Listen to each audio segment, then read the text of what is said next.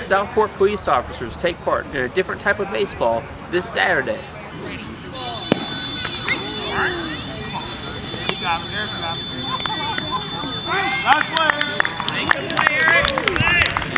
Like I said, we want to do something where, we show people, we're normal people. We like to play baseball.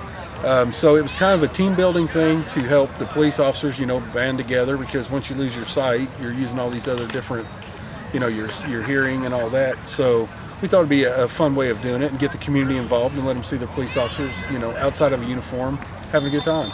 Awesome. Is there anything else you'd like to add? Have you gone out there and pitched with the blindfold on? Yeah. We played, like I said, 2 games earlier, and we're helping out with the edge because they're short on some players right now. So it's really interesting. The ball beeps, and the base is a solid tone. So once you hit the ball, or if you can hit the ball, then you run down to just the tone of that base. And if you watch some of these guys from Indy Edge or Thunder, they'll actually dive at that bag.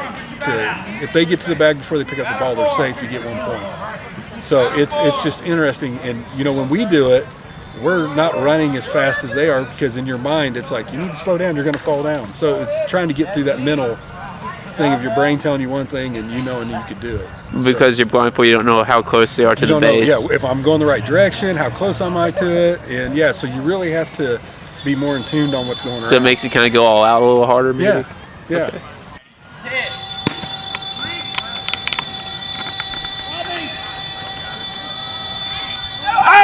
There you go, Frankie!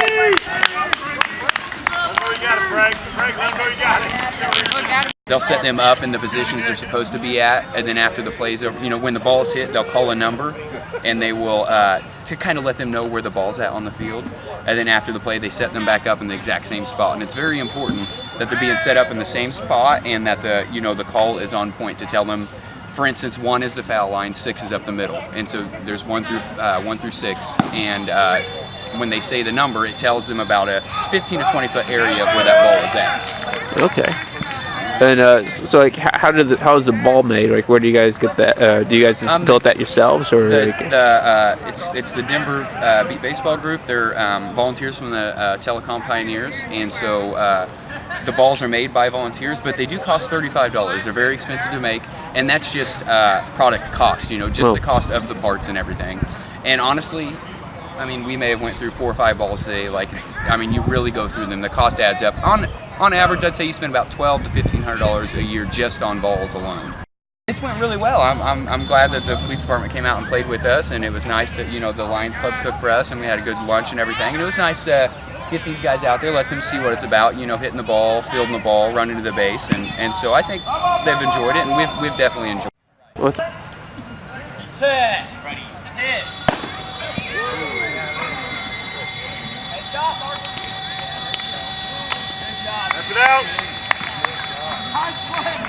Way to play the wall. Last year, the Indy Thunder were playing a scrimmage here against each other.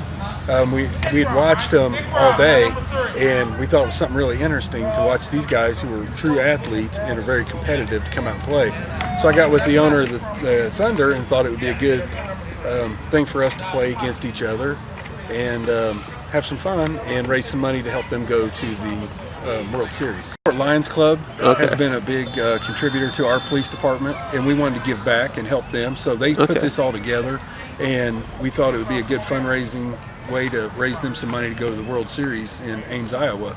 So we had about 15 officers out here earlier today and scrimmaged against both teams.